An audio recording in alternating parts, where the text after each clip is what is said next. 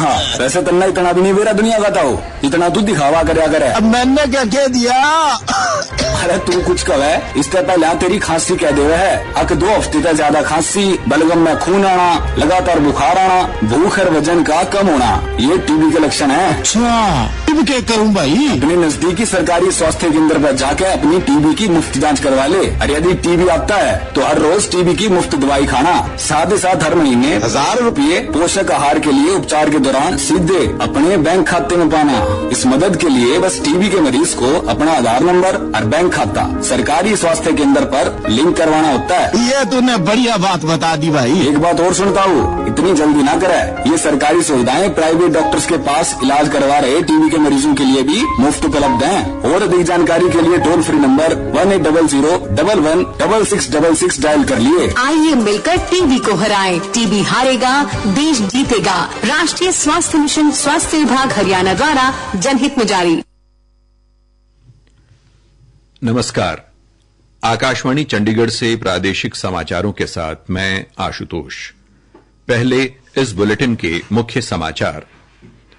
Bharatiya Janata party ने आरोप लगाया है कि कांग्रेस शासित राज्यों की आर्थिक स्थिति खराब है और कांग्रेस अपना कोई भी वादा पूरा करने में सक्षम नहीं है।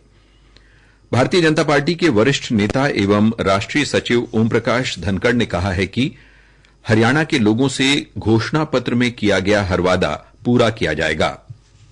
रेल विभाग ने छठ पूजा और त्योहारों के मौसम को देखते हुए विशेष रेलगाड़ियां चलाई। हरियाणा अनुसूचित जाति वित्त एवं विकास निगम ने विभिन्न योजनाओं के तहत सितंबर तक 436 लाभार्थियों को 3,68,76,000 रुपए की वित्तीय मदद उपलब्ध कराई। और हरियाणा और चंडीगढ़ में विश्वकर्मा जयंती आज पूरी श्रद्धा के साथ मनाई गई। अब समाचार विस्तार से।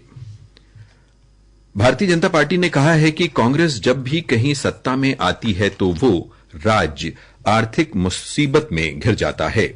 आज नई दिल्ली में संवाददाता सम्मेलन में पार्टी प्रवक्ता डॉ सुधांशु त्रिवेदी ने आरोप लगाया कि कांग्रेस शासित राज्यों की आर्थिक स्थिति खराब हो गई है। उन्होंने कहा कि हिमाचल प्रदेश में कांग्रेस सरकार के पास कर्मचारियों को समुचित रूप से वेतन देने के लिए पर्याप्त धन नहीं है और कर्नाटक में भी ऐसी ही स्थिति है। उन्होंने कहा कि कांग्रेस अपना कोई भी वादा पूरा करने में सक्षम नहीं है। श्री त्रिवेदी ने कहा कि कांग्रेस अध्यक्ष मल्लिकार्जुन खड़गे के बयान से स्पष्ट पता चलता है कि जब कांग्रेस के हाथों में धन जाता है तो आपदा बन जाता है, जबकि उसे लोगों की संपत्ति और समृद्धि बनना चाहिए। उन्होंने कहा कि भाजपा सत्ता में आने पर लोगों के कल्याण के लिए कार्य करती है, जबकि कांग्रेस सत्ता में आने के बाद धन को लूटती है और लोगों को बुनियादी सुविधाओं से भी वंचित रखती है। भाजपा का यह बयान कांग्रेस प्रमुख मल्लिकार्जुन खड़गे की उन टिप्पणियों के बाद आया है जिनमें उन्होंने कर्नाटक में सत्तारूढ़ कांग्रेस सरकार को सतर्क किया था कि उसे वही वादे करने चाहिए जो आर्थिक रूप से पूरे किए जा सकें। भारतीय जनता पार्टी के वरिष्ठ नेता एवं राष्ट्रीय सचिव ओम प्रकाश धनखड़ ने कहा कि हरियाणा की बीजेपी सरकार प्रदेशवासियों के साथ किए गए सभी वादे पूरे करेगी। उन्होंने कहा कि प्रथम 100 दिन में ही सरकार द्वारा कई काम किए जाएंगे। श्री धनखड़ आज पंचकुला में एक पत्रकार वार्ता को संबोधित कर रहे थे। प्रथम 100 दिन में किए जाने वाले कामों के बारे में पूछे जाने पर उन्होंने कहा, कुछ चीजों को 100 दिन में पूरा करने का भी उसमें जब बातचीत हुई अंदर, हमने हालांकि उसको अनाउंस नहीं किया, नहीं तो बाकी चीजों के लिए भी हो सकता है कि भाई ये 100 दिन में क्यों नहीं, सरकार की बजट और बाकी चीजों के साथ अपनी प्राथमिकताएं होती है। तो मैं ये मानता हूं कि पहले 100 दिन में बहुत सारी चीजें आपको जमीन। श्री धनखड़ ने कहा कि घोषणा पत्र में किए गए सभी वादे पूरे किए जाएंगे। निश्चित रूप से मुख्यमंत्री खूब दौड़ रहे हैं, अच्छा काम कर रहे हैं, भर्तियों वाला काम बहुत अच्छा हुआ, खरीद अच्छी हो रही है अनाज की सब स्थानों पर, तो एक त्योहार भी बहुत अच्छा गया है, पूरा प्रदेश एक स्मूथ मोड। मुख्यमंत्री द्वारा रणदीप सुरजेवाला पर विवादित टिप्पणी पर उन्होंने कहा कि उन्होंने ये वीडियो देखा है, वो शब्द मंच के नीचे से किसी और ने कहे हैं, मुख्यमंत्री ने सिर्फ उसका उच्चारण किया है। संकल्प पत्र बनाते समय बजट का ख्याल रखें, इस पर उन्होंने कहा कि बीजेपी सारा कुछ देखकर ही घोषणा पत्र तैयार करती है। उन्होंने कहा कि कांग्रेस कभी भी अपना संकल्प पत्र बजट के अनुरूप नहीं बनाती, यही उनकी हार का कारण भी होता है। हिमाचल और कर्नाटक का उदाहरण सामने है। श्री धनखड़ ने दावा किया कि कल श्री मल्लिकार्जुन खड़गे ने यह बात मान ली है।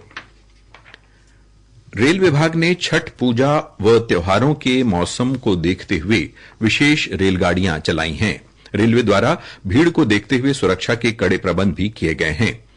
अंबाला रेल मंडल के वरिष्ठ वाणिज्य प्रबंधक नवीन कुमार ने बताया कि यात्रियों की सुविधा के लिए अनारक्षित रेलगाड़ियां चलाई जा रही हैं ताकि सीट आरक्षित करवाने को लेकर उन्हें किसी प्रकार की दिक्कत न हो।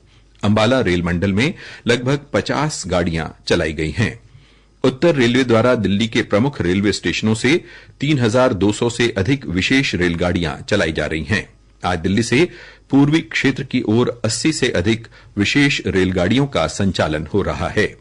केंद्रीय रेल मंत्री अश्विनी वैष्णव ने आकाशवाणी समाचार को बताया, दीपावली और छठ का जो महापर्व होता है, इस महापर्व के लिए पिछले साल एक रिकॉर्ड संख्या में 4,500 स्पेशल ट्रेन चलाई गई थी और इस साल उससे भी अधिक 7,435 स्पेशल ट्रेनें चलाई जा रही हैं। अभी तक यानी 31 अक्टूबर तक 51 lakh people have travelled by the special trains. वहीं यात्रियों ने रेल विभाग द्वारा की गई व्यवस्था की सराहना की है। यात्रियों ने आकाशवाणी समाचार से कहा कि त्योहारों के दिनों में रेलगाड़ियों में भीड़ ज्यादा रहती है, ऐसे में सीट आरक्षित नहीं हो पाती। अनारक्षित रेलगाड़ियां चलाने से उन्हें राहत मिली है। प्रादेशिक समाचार आकाशवाणी चंडीगढ़ से प्रसारित किए जा रहे हैं। हमारे राष्ट्रीय बुलेटिनों और ताजा समाचारों के लिए आप हमारी वेबसाइट newsonair.in पर लॉग इन कर सकते हैं।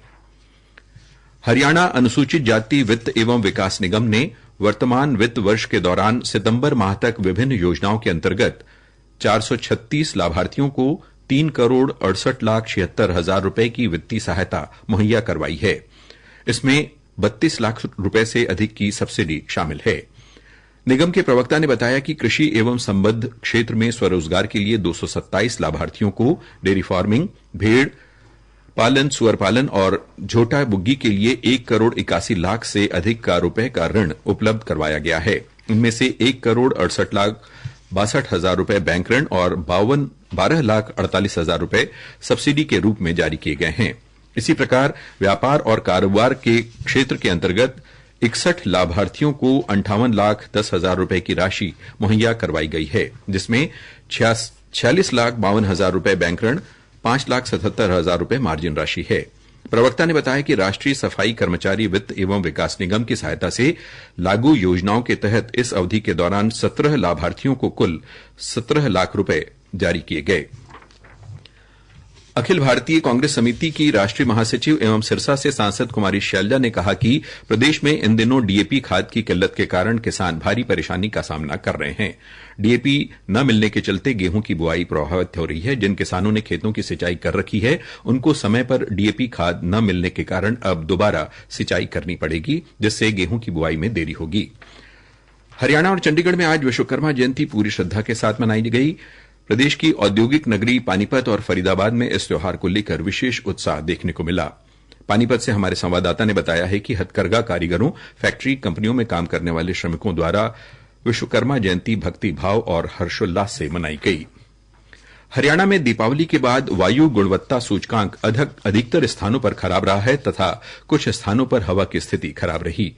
हरियाणा प्रदूषण नियंत्रण बोर्ड के मुख्य पर्यावरण इंजीनियर भूपेंद्र सिंह गंगवा ने बताया कि इस बार पिछले वर्ष के मुकाबले प्रदूषण काफी नियंत्रित रहा। इस दिवाली पर सोनीपत में वायु गुणवत्ता सूचकांक ज्यादा खराब रहा।